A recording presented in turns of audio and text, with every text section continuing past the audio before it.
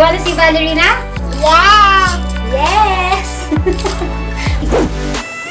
Hello! Hi everyone! My name is Valerie Colleen. Hi po! My name is Valerie Colleen. And born on January 14, 2020, 3:51 p.m. Normal delivery po! Wow!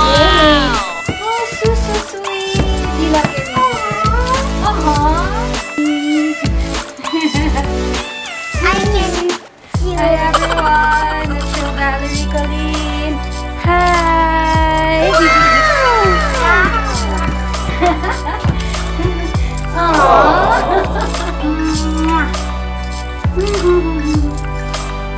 Bye!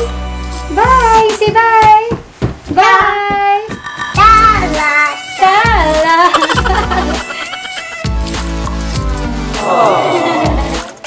Gucci! Gucci!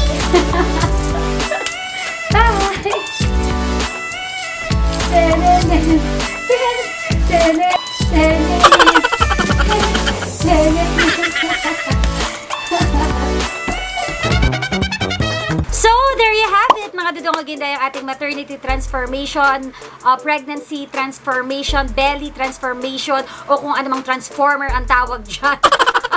Basta nag-transform po ang tiyan ni Inday, and thank God we are blessed na hindi nag-transform yung ating mga braso, ayan, yung ating mga ibang parte ng ating katawan. So, yan po ang pasilip, and I made this video kasi someday gusto ko mapanood ito ni Baby Valerie, kung paano ko siya dinala at kung paano lumaki ang tiyan ng kanyang ina para dalhin siya sa aking sinapupunan. Alam niyo, sobra po talaga akong na-amaze kung gaano ka-powerful tayong mga momshies, gaano ka-powerful yung ating body na mag-carry ng isang human being din sa ating sinapupunan. Ang amazing lang po talaga. And for those moms na talaga nga namang nag-bear din ng children, ay, umiyak! Teka lang. Gusto niya rin daw sumali sa video. Di ba, naka-duster na agad si Valerie. Hi! So, as I was saying, sa mga momshies dyan, napaka-amazing niya talaga, napaka-amazing talaga. Kasi, di ba, basta wala akong ibang masasabi kundi amazing.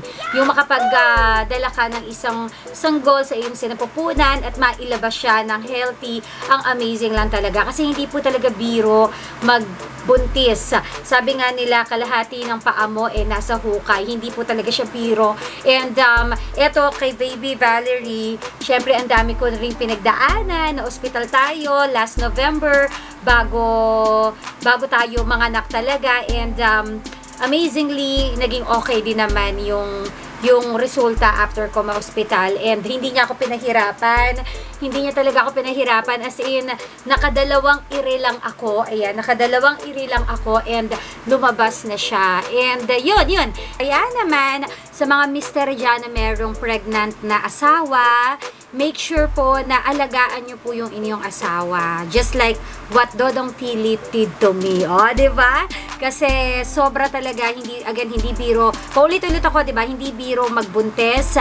And kung sinasabi nila na parang OA naman kung ibi-baby mo yung asawa mo, alam mo, hindi ka OA yan yun. Kasi promise, hindi po talaga biro. As in, kung kaalam nyo lang yung mga sacrifices ng mga kababaihan, nako, kung mararanasan nyo lang yung mga bawal kainin, yung mga bawal gawin, yung mga kailangang i-give up, is hindi talaga siya biro. So, yun lang, alagaan nyo sana ang inyong misis. And mahalin nyo sila ng sobra-sobra.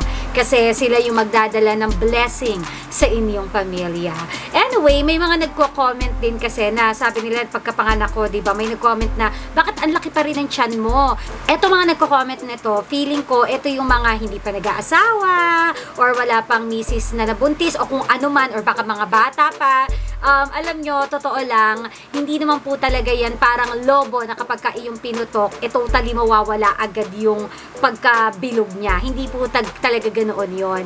Syempre, nagdala ka ng sanggol sa iyong sinapupunan for 9 months. Don't expect na sa isang iglap, mawawala talaga yan. It will take weeks or meron talagang healing process yan bago totally mawala. So, natural lang po talaga yan na pagkalabas ng baby, meron pang tiyan na matitira at meron ka pang i-workout.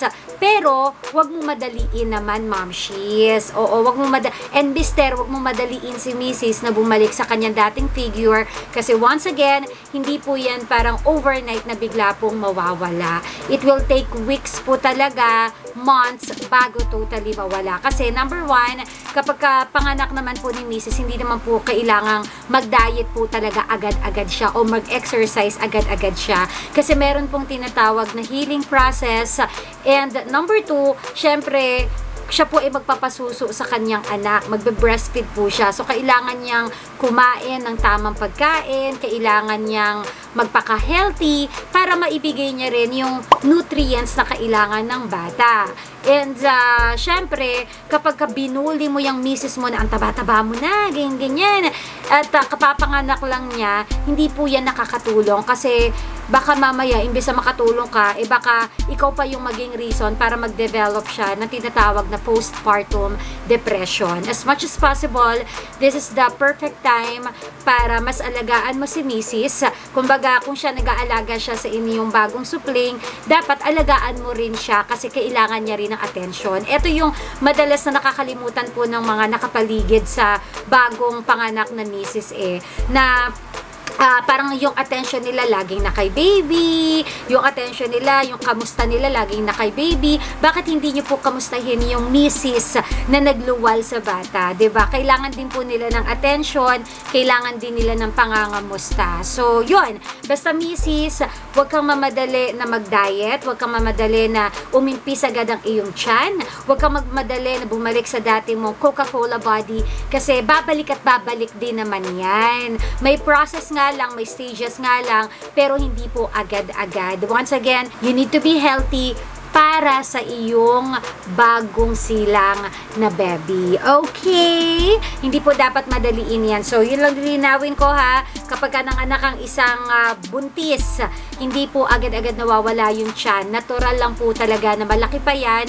And kung bumalik ka kaagad after 1 month sa iyong dating katawan, edi bongga. Pero kung hindi, huwag kang ma-pressure sa sasabihin ng iba. Hindi mo kailangan na i-please ang ibang tao, hindi mo kailangang i-please ang buong barangay at bumalik sa dati mong pangangatawan.